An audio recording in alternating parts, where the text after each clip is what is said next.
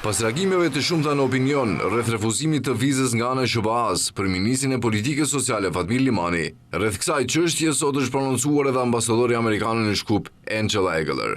E pyetur nga gazetarët për të dhënë detaje se pse i është refuzuar viza ministrit, Egeler tha se nuk mund të tregojë arsyet për shkak të ligjeve të rrepta të privatësisë, por theksoi se ministri mund të përgjigjet pasi ambasada për çdo vendim informon aplikantin për vizë. Kemi ligje të rrepta të privatësisë në Shtetet e Bashkuara, pra nuk mund të diskutoj asnjë problem me vizat të asnjë individi.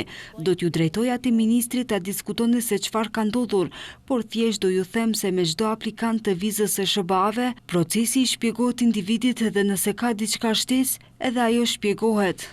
Ministri Fatmir Limani, që vjen nga radhët e koalicionit Vlen, më 11 mars duhet të mirëte pjesë dhe të mbante fjalim në një ngjarje të OKB-s në New York, por nuk ka udhëtuar për shkak se i është refuzuar viza.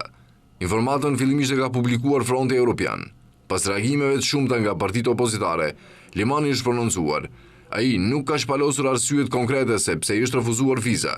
Megjithatë, ka thënë se arsyeja e pengesës së lëvizjes së lirë është nga fakti që ka flijuar gjithçka për të riakthuar liderin e BDI-s Ali Ahmetin në vendlindje me forma dhe mënyra të palejueshme nga ligjet ndërkombëtare.